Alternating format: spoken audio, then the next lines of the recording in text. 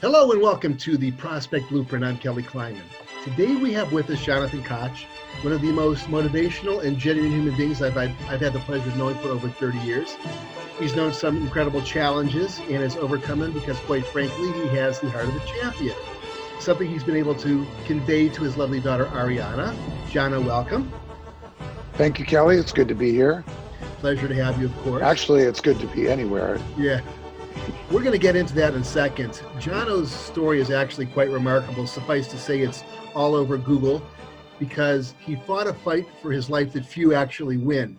Jono, go ahead and give us a quick summary on that battle and what you learned about it regarding life and yourself. In 2015, in January, I was at a producers conference television producers conference in Washington, D.C., the healthiest human being I think most people would ever know. Never drank, never smoked, never did drugs, eat healthy, train every day, nice to people, generally very, very healthy.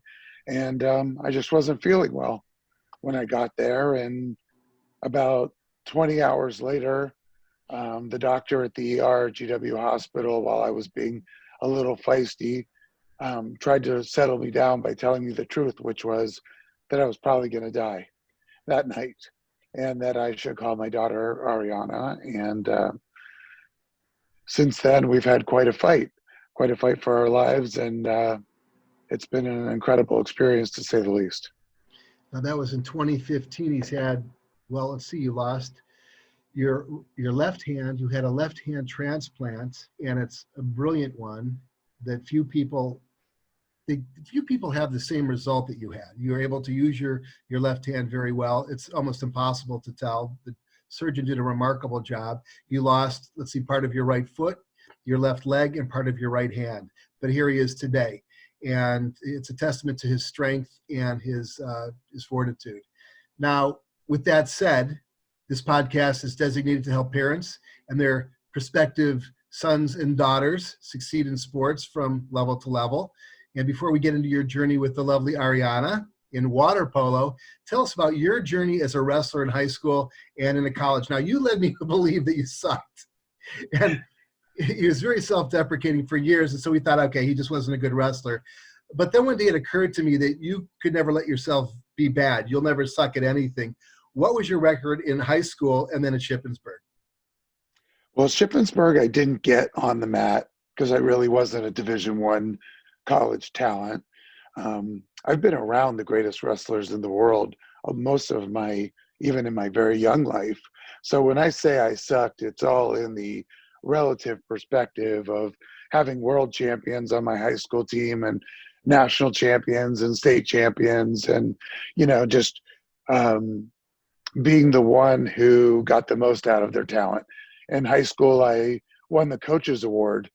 With all of those tremendous wrestlers on my team, I won the coaches award because I got the most out of what I could do, and probably from a team perspective, saved us from losing matches that we should have lost because it came down to my match. And I was able to do better than I think even my own coaches thought that I could. So I got a lot out of it, but I wasn't good in the perspective of the people that I was around. But for the talent that I had, I did okay. The record was roughly? I think my senior year in high school, I was 22-7-1. Not too bad. Jono's the kind of guy who'd jump on a grenade for you, but enough of Jono. No, let's stay with Jono, because I do recall that there was something that happened in Little League, and as good a wrestler as you were, on the flip side, you had a gal beat you out for second base? Yeah, well, in Little League, there was a girl. I wasn't the only one. I just want you to know I played second base. I wasn't really that good. It was very slow, for me, and I had a lot going on in my mind. And so I sometimes would find myself wandering at second base while a line drive was screaming at me, and had to find my focus fairly quickly. But I did okay. And then Nan Sichler, who was a tremendous athlete, she ended up playing at Penn State softball for 4 years. She was a great athlete, and she was pitching against me, and she hit me in the head and put me down. And I was never quite right after that. And then as we got older and played in Teener League, um, we both tried out for second base all-stars, and I didn't make it. She beat me out. So that was the end of my baseball career, really. Well, let's talk about Ariana, the love of your life. How did you start her off athletically? And was she in a water polo league, a swim club? How does that work for water polo players? Well, I mean, at first, the first thing when she went to a school, a private school, where they insisted that you do something athletic. So, she tried everything, with gravity. She tried all of the gravity sports. And I remember, like, how they put the worst player in right field, and her first, ever softball game. I was watching, as parents do, and the first batter hit this sky high, to right field. And I literally was climbing the fence. I was halfway over the fence. She was standing out there with her mitt like this and her eyes closed. And I'm like on the phone calling 911 while I'm trying to get over the fence to see if I can, get to her while she's unconscious on the ground. And for some like miracle, it went right in her glove. And here I was standing on the third base path, and everybody's looking at me like, what are you doing there? So I went back to where I was supposed to be, having been warned by the umpire. But honestly, every other ball that was hit to her, she would run in while it was going over her head and then have to turn around. And she hates gravity. And then, she tried track and she ran the 400, which, for most people, if the 400 is a death sentence. It's not a sprint, and it's, but it is. And so she just like didn't even get around the first curve, and the girl that was the fastest one there was finishing, and Ariana was so mad, and she, sort of walked over the finish line, and I started to cry, because that's not what we do. Like, that's not what our family is about. And so I went down and I told her, that this isn't what you've been taught. Like, so the next week I was coming home for a business meeting. I had a suit on, but underneath it I had shorts and like a t-shirt so I could go out and run with her to get her warmed up for the district um, championships. And she was on the relay, the 4x4. And she beat her own time by like 2 minutes. But the whole race is not supposed to take more than like a minute and a half. So, but she was so mad when she got to the finish line. She said, "I will never run again." So that was the end of that.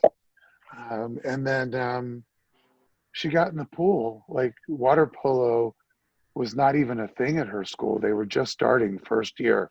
She got in the pool and she immediately fell in love.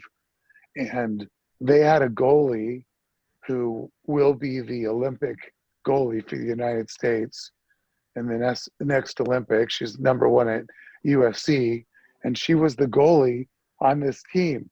And all the rest of the girls were wearing floaties. They couldn't even swim, including really Ariana wasn't great.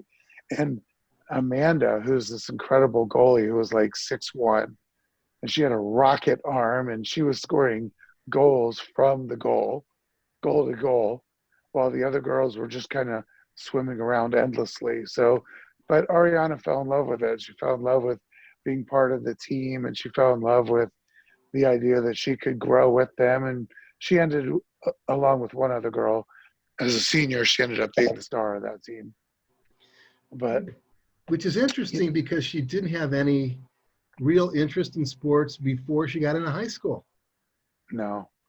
no, I've told this story before, like on 2020 and stuff, but it does give you the insight of it. But when Ariana was in first grade, she came rolling into my bedroom, and she put her hand up on her forehead and fell on the bed, and she said, "I can't take it anymore. I can't take it." And what it was didn't really matter, but she had a tendency to quit a lot when she was young. And so the next day I went to a friend who was a pediatric, physician, and I got a stethoscope, and I brought Ariana when she got home from school. I brought her into my room, and we sat at the base of the bed, and I put the stethoscope, in her ears, and I held it up to my heart. And while she was listening to my heartbeat, I said, honey, I was born with the heart of a champion. And she said, you were? And I said, yeah. And she said, well, what does that mean? And I said, it means that I never give up. No matter what, I never give up. And then I took the stethoscope and I put it on her heart, and I listened to her heart, which of course sounds exactly the same as my heart. And her eyes got so big, and she said, I have the heart of a champion. Daddy, I was born with the heart of a champion. And I said, you were, honey. And she said, I don't have to give up. And I said, you never have to give up anymore. And from that moment on, she never really did give up. She tried as hard as she could, relentlessly. And so when she finally found that thing that she loved, water polo, even though she was being drowned by large girls in the pool, and, she kept shooting over the goal, like, she never gave up because, she had the heart of a champion, and she shared that with her teammates, and they got the heart of a champion. And that became sort of the calling card of the Oaks, girls water polo team. And they never gave up, and they became a force to be reckoned with, and it was exciting, for her and exciting for me. But that was really the first time she had ever shown any interest in sports, no matter how much I had secretly desired that she did that. I know that pushing your kids too hard, sometimes gets them going in the wrong direction. So I didn't. Which is an issue. But my next question was actually just answered. You ingrained in her the heart of a champion. It's sort of, you know, it's interesting how you did it. It's a very unique way, but you do unique things. Parents everywhere would love to know how to do that for their child. And maybe they have a different technique. I happen to like yours, so I wish I could have used it.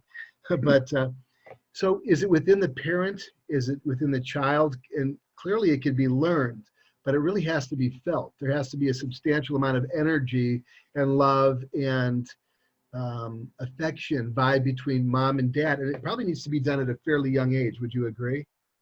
Yeah, I mean, I think there were a couple. I tried a lot of things, Mm-hmm. and some of them did not work, but there were a couple of things that that I was really focused on. But, first and foremost, before technique, there is the idea of leading by example. And I firmly, 100% believe that,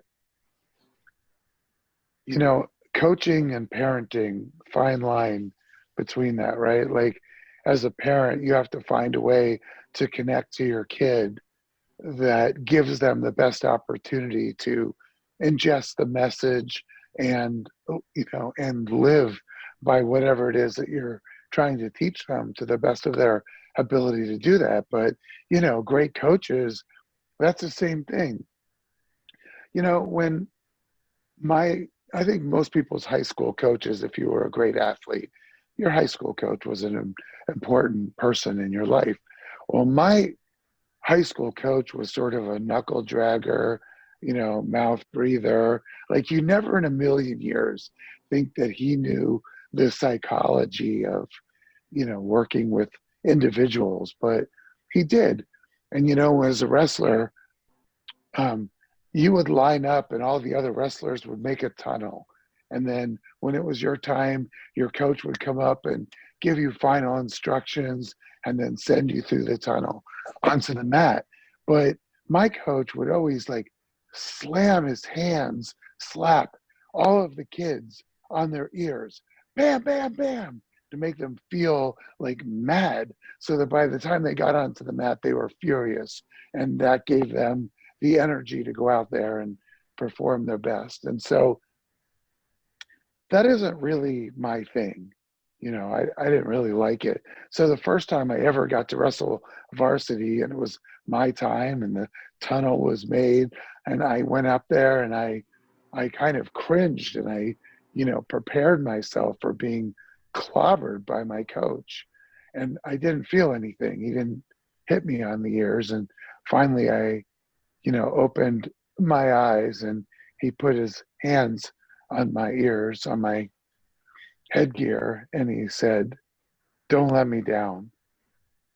And I lit on fire, because that is what I run on. I don't want to let him down. I don't want to let my team down. I don't want to let anybody down. And I will do anything not to let them down. And somehow my Neanderthal coach knew a way to connect to me. They got the best performance out of me. And so coaching and parenting are, somewhat the same. Yeah. So for me, I know that Ariana doesn't want to let me down.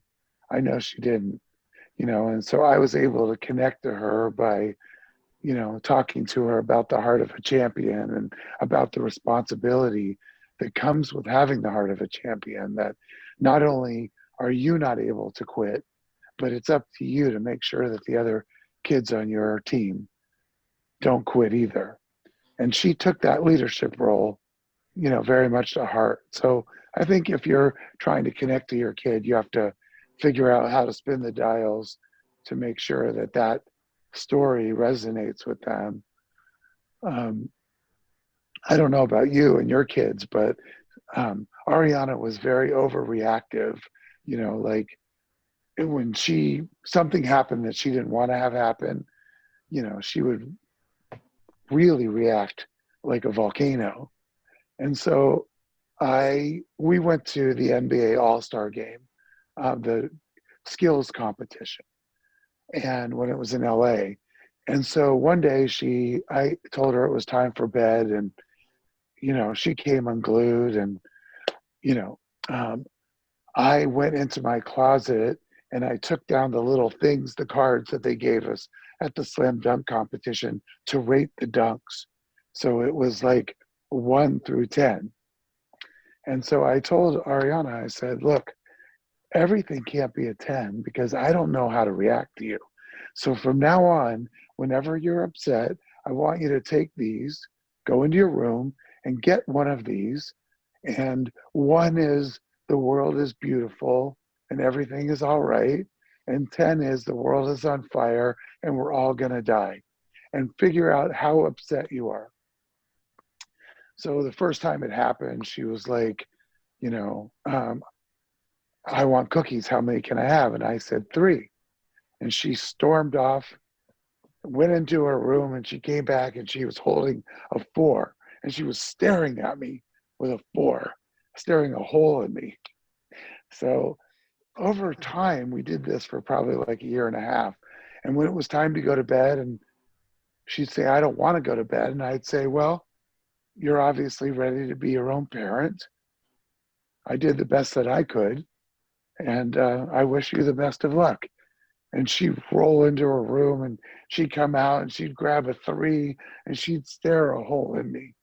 And so over time, she learned to evaluate how upset she really was. She learned to sort of mediate her own self so that she could appropriately respond when something wasn't going right. And we did that for about a year and a half. And then we didn't do it for like 4 or 5 years. And she had a very good way of really sharing with me how upset she was. And then one day when she was probably 8, she slipped and fell on the steps of my house, and she hit her front tooth, which was growing in. And it was in her adult tooth, and she split it in half.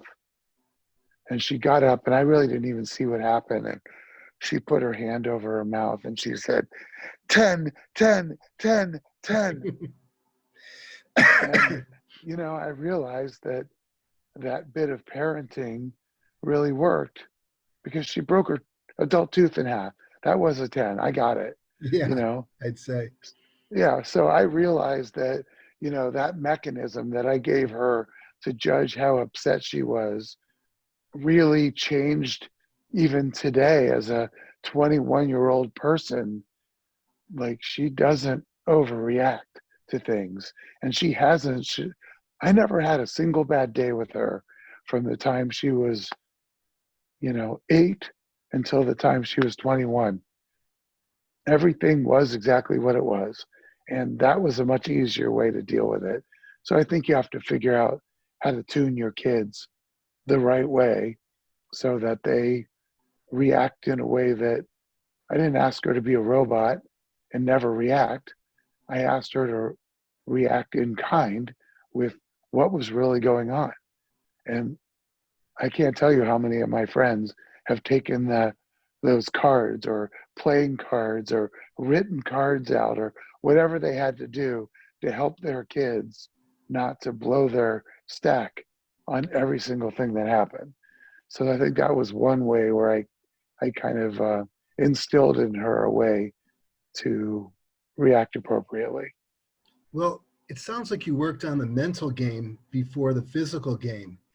So you set the framework really early for the toughest part of any sport, which is the mental game. The mental game is 90% of it, quite frankly. She was ready to go when it came to high school, when it came time to finding a sport that she could succeed in and do well in. That's actually quite remarkable and pretty impactful right there. That's a really interesting anecdote. But so she chose water polo. And by the way, thanks for sharing that. I think that we could get a lot out of that. That's something that, fortunately with my kids, I got them into martial arts and they didn't want to disappoint their sensei. And that discipline just carried on into anything and everything that they do. I won't say that I instilled in the greatest mental game in the world. They just didn't want to piss me off. Yeah, I was one of those dads, quite frankly. But let's It go takes all into kinds. yeah, right. Some of it worked. They're good guys. Yeah, Um, they are. what kind of training, physical training, did she have before she got into water polo, or to make her water polo game better? I was a wrestler, so every time since she was little, with a nod to your own kid, she was like Kato from the Pink Panther, like I'd walk through the hallway and she'd jump off the dryer and attack me. And we always were wrestling and hand fighting and learning how to, use hand control and, the things that water polo fundamentally is wrestling in the water. And the girls are vicious. They're way more vicious than the boys who really play the ball more than they play the person. But in girls water polo, they play the person. The ball is almost secondary to the one-on-one battles that go on between the girls. So Ariana was tough. She's a tough kid. And I have to say, she wasn't talented just the same way I wasn't talented. She wasn't the most talented.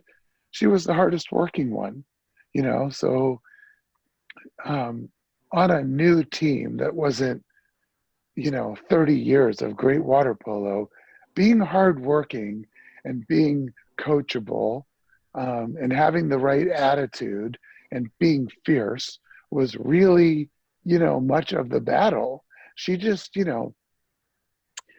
Ariana was not competitive when she was young.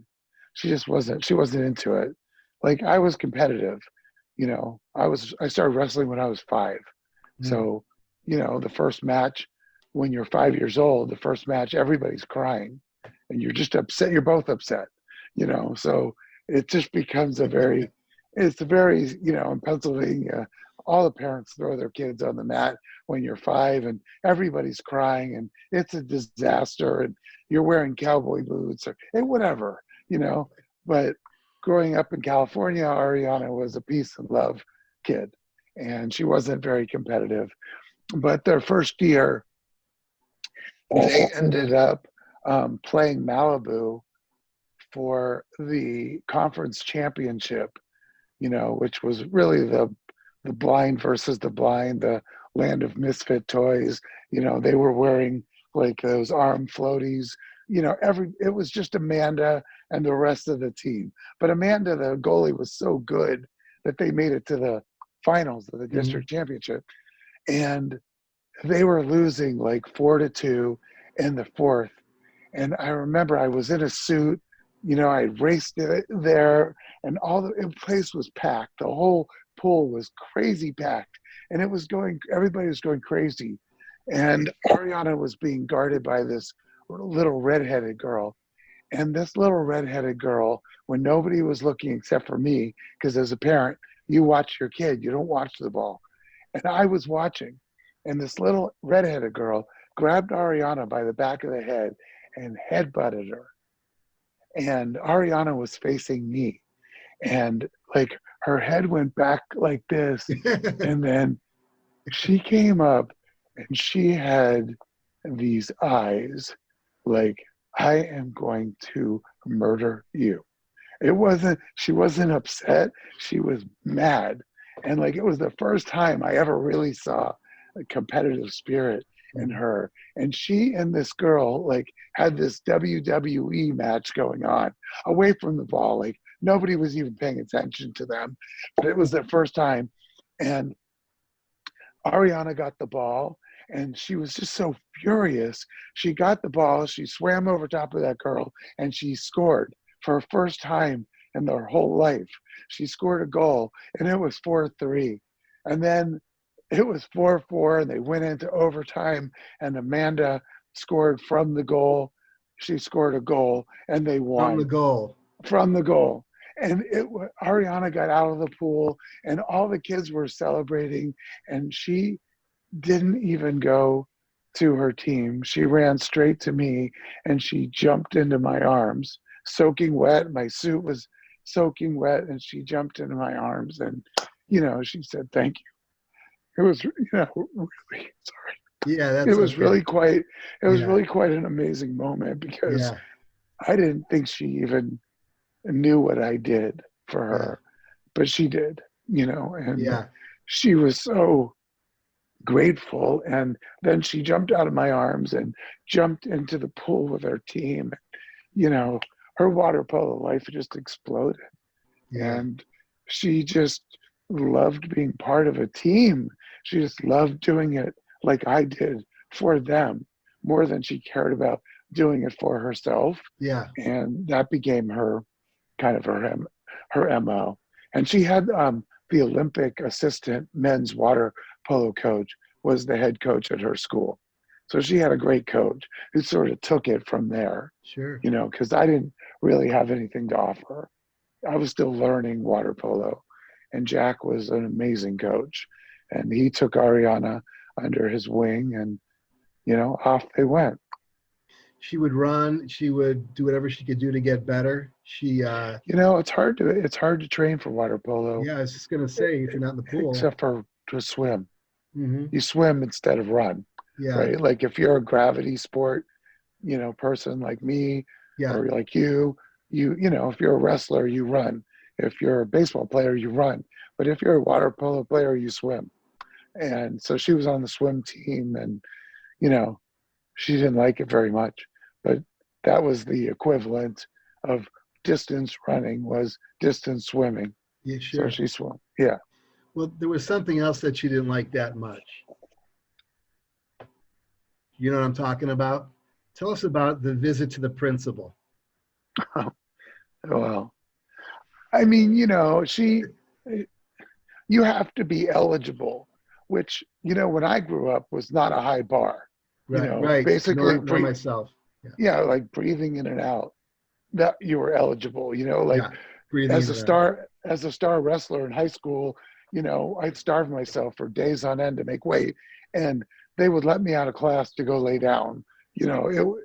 Everything was, but The she way went it to us should be, my opinion. That's a totally, whole nother generation. totally, yeah. But Ariana was, she went to an academic institution first, an athletic institution second.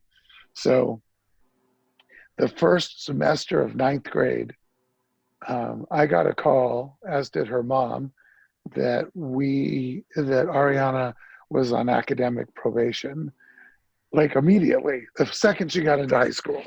She loved socializing. And so we got called to a meeting with everybody. And when she went to school, where she went to school, when you got called into that meeting, everybody showed up. You know, the principal,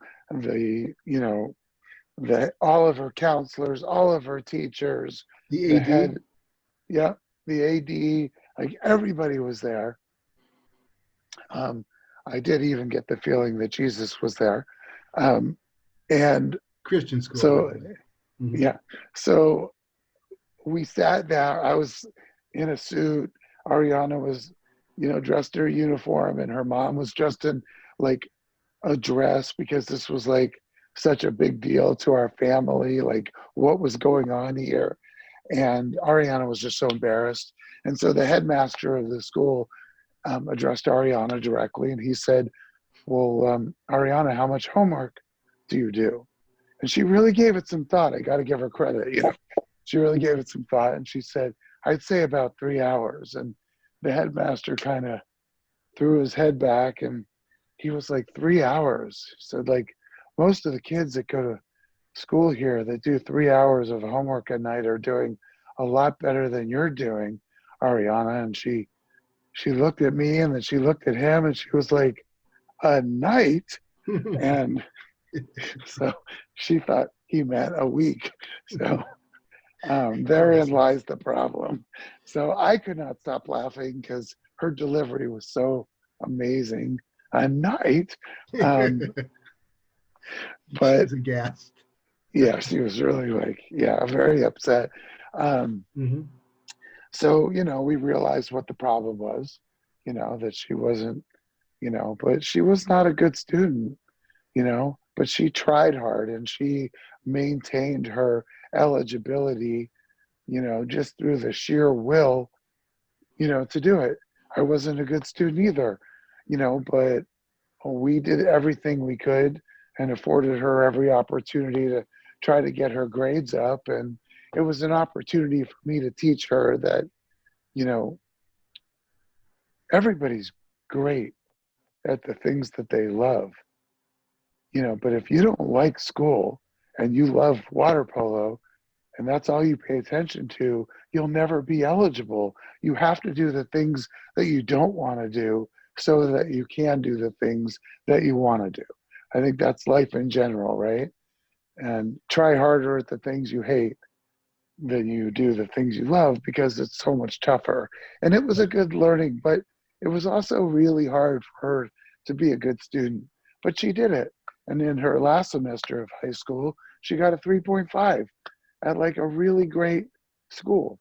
So Yeah. Oh, yeah. I was very, very proud of her. I've always been very proud of her. And, in the middle of all of that is when I, died for a little while. And when I was, in Washington, D.C. in the hospital for 5 months, during her sophomore year. So, she had a lot to overcome, and it was hard for her to concentrate.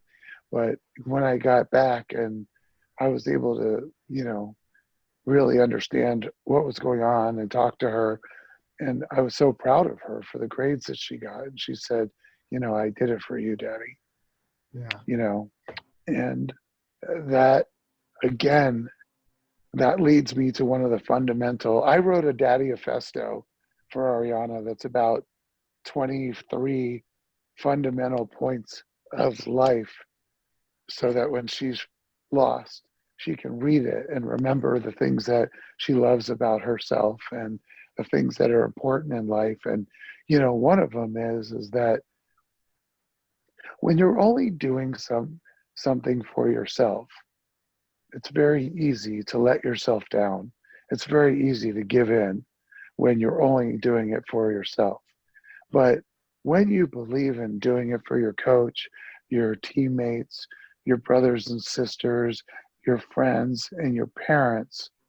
You fight till the bloody end to do for them. Just the same way, if I had tried to stay alive just for myself, I wouldn't be here. But I decided to try to stay alive for Ariana because she needed her daddy, and when you put your mind to doing something that's so much bigger than yourself, what you can accomplish is so tremendous. So when Ariana was very young, she learned the difference between doing what you're able to do or digging deep and doing what you're capable of doing. She learned the difference for those things. And so when she stopped getting bad grades because she only cared about that for herself and she tried to get grades for me, she learned that she was capable of getting much better grades. And so she did. Yeah. Again, the mental game is so important. What did her recruiting journey look like? Did she send out film? Was it, how did it look? You got a story there, so lay it on us. Well, Ariana was, as most college athletes are, she was the best player on her team her senior year. So was everybody that goes on, right? And what are there, like 500 Division I college water polo players? And I mean, truth be told, like Ariana doesn't have Division I talent, but she has Division I heart and Division I discipline Yeah. and Division I commitment, you know? So she didn't really have a recruiting journey. Nobody really was recruiting her. She wanted to go to San Diego State.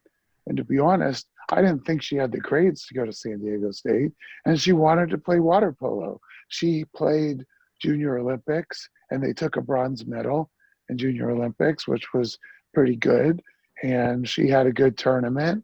That was about the entirety of, her journey looked like mine and so much. Like I barely made it out of districts as a wrestler, but I went to the University of Michigan tournament in the off season and I won.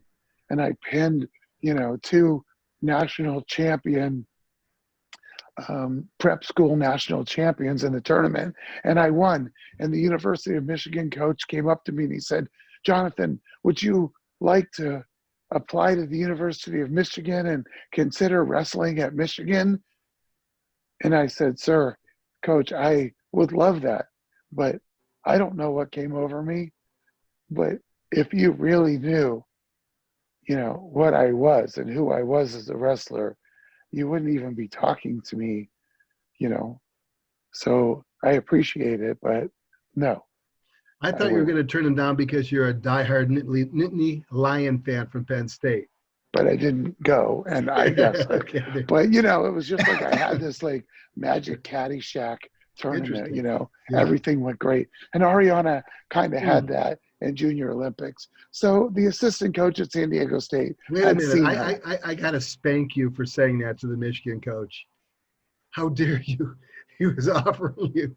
You got True, to it was take it. true. Everyone No, develops in their own time. But anyway, no, you everything know worked what? It out fine wasn't for gonna. you. It wasn't gonna end there. Yeah. The invitation was going to end up with, "Can I see some of your high school matches? Like, what place did you take in states?" And I didn't take a place in states. Mm, So I was born to be a coach, not a wrestler. I'll give you that.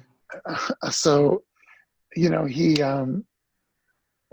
so the assistant coach at San Diego State um, approached Ariana and me while we were at Junior Olympics and said, "Would you be interested?" And we said yes, we would. So that turned out to trying to get film on her, of which there really wasn't any. And the only thing we had going for us was Jack, who was the Olympic coach, who was Ariana's coach, carries a lot of weight in the water polo world. Sure. So he told Karen, the head coach at San Diego State, "You should meet her. You should meet Ariana Koch." And so we got a letter inviting her to recruiting day. And so, here I am basically, Quasimodo. You know, I like can barely walk. I'm just not right. And her mom, who, is overzealous about all of this, and poor Ariana. And we go to this recruiting day, and honestly, they don't even address her. They don't even see her. They've got some real talent sitting in the audience, you know, and it was very intense, and one of the girls raised her hand. The whole varsity was there, and the coach and the assistant coach, and the coach, one of the girls raised her hand and said, "What's Greek life like here?" And my shoulders went up and I sort of ducked because I understood who Karen was, the coach, like right away. And she was like, "Your team are your sisters here at San Diego State. You don't need to ask who the Greek are." And she was so like intense. Well, I immediately connected to that, and I knew immediately who Karen was. So when we left the auditorium to go on the walkabout at school, I walked with Karen, and I told her our whole Heart of a Champion life story. I told her all the stories I told you earlier, like in conversation. I weave them in to conversation. Meanwhile, I'm pouring sweat because I was just getting used to my prosthetic, and I couldn't walk as fast as everybody else. And I showed her. I didn't just tell her. I showed her the Heart of Champion at during that Yeah. time. And so we were standing up in the quad, and I went over to Ariana and I said, "Ariana, this is your moment. This is your time. You have to go up. I've set the table for you. Go up and have a conversation with Karen and tell her how much you want to be here." So, for the first time in her life, she spoke up, and she went over to Karen and she said, "I know you don't even know why you would want me to be on your team." I'm going to get emotional. Yeah. But but if you invite me, I promise every day for the next 4 years, I will work so hard to make sure that you not only know the answer, but that you're grateful that you did invite me on this team. And she did that all by herself, no coaching from me. And, and Karen said, "Thank you." And that was the end of it. And we didn't really hear back, for certainly not right away. But I got the assistant coach and I said, "What influence do you have on Ariana getting into school?" And he said, if all things are equal and she has good grades and she's, but maybe not quite good enough, we have 4 levels that we can affect people getting into the school here. We have one level, which is we have to have them and we can help them get into school.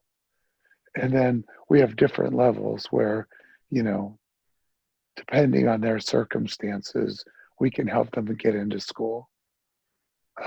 But based on your family and the finances of your family, and it's all really going to come down to the fourth level, which is we kind of want her.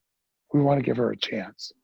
That was really, if you can help her out, if she's just on the edge, we would like her to play water polo here. And that was all I knew. And so we left San Diego State, and she got into school at Oregon and Oregon State just based on her grades.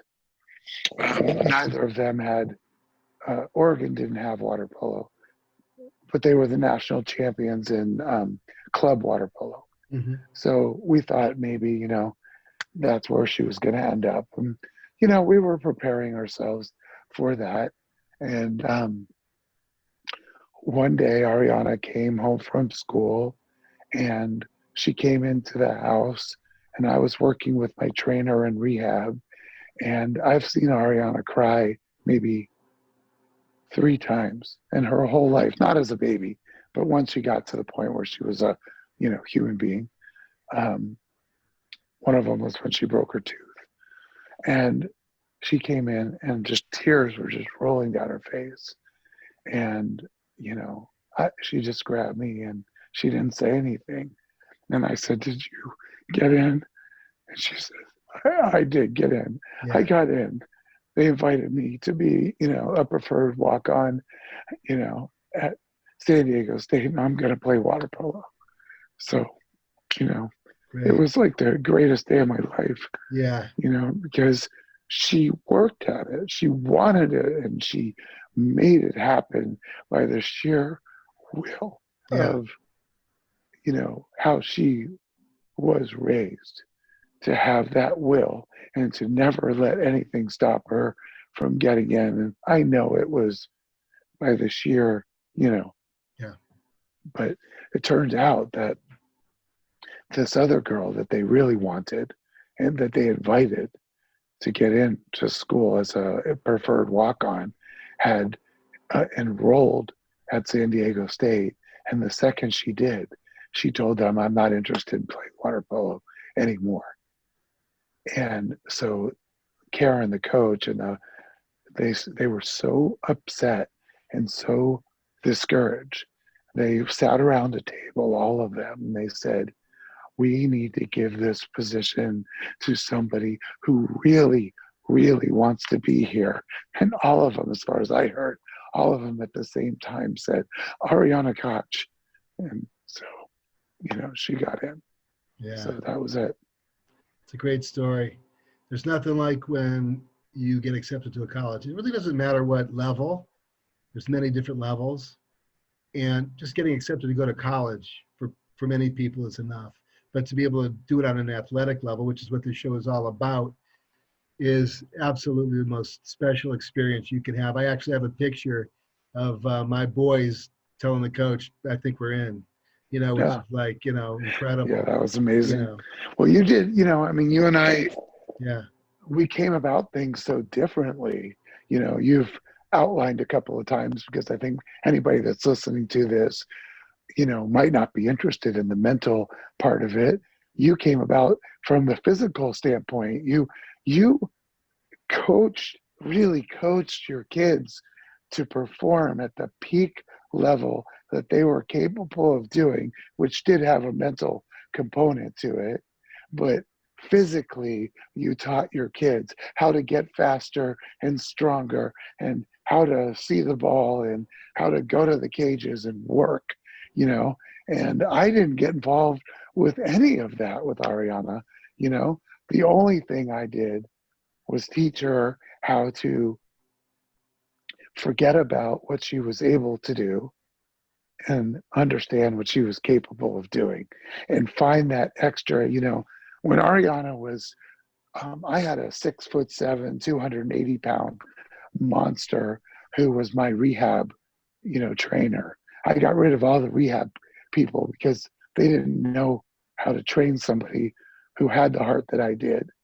I needed somebody who would take me to the limits, So Scott, he didn't know anything about rehab, but he was incredibly tapped into my heart. But when I asked him to train Ariana, he took her to his gym and he put her on the treadmill and he said, "I want you to run at an incline of 10 at 8 miles an hour for 2 minutes." And I said, "Scott, that's not how you train my kid. You tell her to get on the treadmill at an incline of 10 for 8 miles an hour for as long as you can. yeah, Don't teach her to just reach to mm, what you think she's capable of, what she's able to do. Teach her what to find out what she's capable of." And so she ran for 2 minutes and 41 seconds. And when she got off, I said, "Honey, that 41 seconds is where you will go when everybody else is exhausted in the pool and they can't guard you the same, and they just don't have it anymore. You've got 41 seconds of an absolute blast of adrenaline that you can tap into, and you'll build on that, you know. But I think really, and I'll end it with this, but you know that big tire that people grab and they turn over and they flip it over at the gym? Sure. So Scott had this big tire, and Ariana was flipping it over, and she was so strong. Scott trained her; she's a beast. I mean, she's a beautiful beast, but she's a beast. And she was taking that tire and she was flipping it over. But I was watching her do it, and I could see, sort of the life draining out of her eyes, that she couldn't find any more strength to flip that thing over. And so I put my hand on the tire and I looked her dead in the eye and I said, honey, I want you to do this one right here, right now, for how much you love me. You do it right now for how much you love me. And she picked up that tire and she threw it halfway across the gym, and then she started to cry. And I said, that's it right there. That's the difference between what you think you can do and what you really can do. And you have to develop that. You have to find that always. And when you think you can't run one more sprint, you run. And you run it faster than you've run any of the other ones. That's what it takes to be an average athlete and to compete at the highest possible level. And there is nobody who's got a heart like my kid. She is indomitable.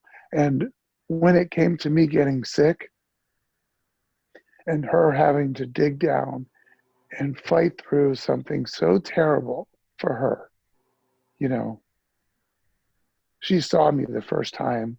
My hands and feet were dead and black, and she came to the hospital in Washington, and I was barely a human. I didn't have any hair from the chemo, and I was 175 pounds down from the last time she saw me, which was 230. And she came into the room and she took one look at me, and this is sort of third hand, second hand, because I didn't see this, but she took one look at me and she left the room and she went out into the hallway and she fell on the ground and she wept and she told her mom, like, she was just beside herself. I can't believe this is that's my Superman, and I can't believe it. And after a couple of 5 minutes, from what I understood, she got up and she wiped her tears and she said, let's do this. And she walked into the room. And from that minute until this very minute, she was my rock. Yeah. She stood up for me, So I think it's not just, sports movies aren't really about sports. They're about life. They're about the triumph of the human spirit. And we've lived it, and she has it. And whenever she needs it, it will be there for her. And she made her teammates better, even though she was never very good in college. She wasn't good enough to play in college. So in her second year, she didn't get the opportunity to go back and play again. But she got everything she could ever want out of water polo: a chance to go to school, friends for life, and a chance to understand how great it is to go to college as an athlete and live that life that is so valuable, that people do terrible things to get their kids into school because they want them to live that concierge VIP life. But unlike you, who did it with your kids physically, and me, who did it with my kid mentally, they take a shortcut, but you don't have to.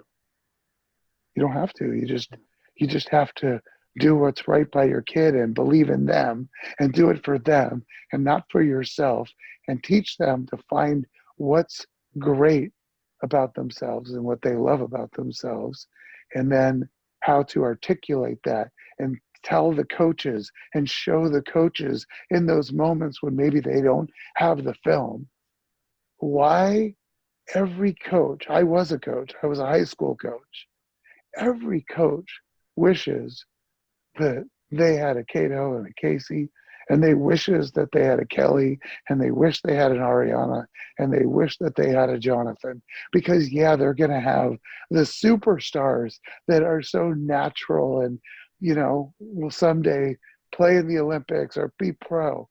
But what they really want are kids who they can coach to be the best that they can possibly be. That's what coaching is all about, in my mind. Well, Jonathan Koch, we affectionately know him as Jono.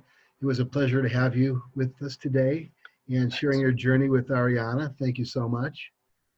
You got it, Kelly. I love what you're doing, and you know, it's important, especially in today, to take the tack that you have taken and proven with your own kids, which gives you the credibility to sit here with this microphone and talk to those of us that aspire to do what you did. And, you know, so it's an honor to be on the show. And I hope that this grows to be huge and that parents understand what it takes to make their kids great athletes and great humans. But like everything, it takes time, and you inspired it because, you know, quite frankly, I wasn't doing this. And we had our conversation, and Jono and I used to work together back in the day, coming up with TV show ideas. He went on to do quite a few of them, but we would often ping pong back and forth ideas, and we always came up with something great. But it would be something that a little piece of me, a little piece of him, and boom. So this is it. This is the prospect blueprint. And again, John, thank you so much. Folks, share this. Share this with everybody you know. Mothers, fathers, people who support young athletes, because it's important. And like it, comment, leave your word. And of course, more than anything, please subscribe to the Prospect Blueprint. I'm Kelly Kleiman. Until we meet again. Thank you.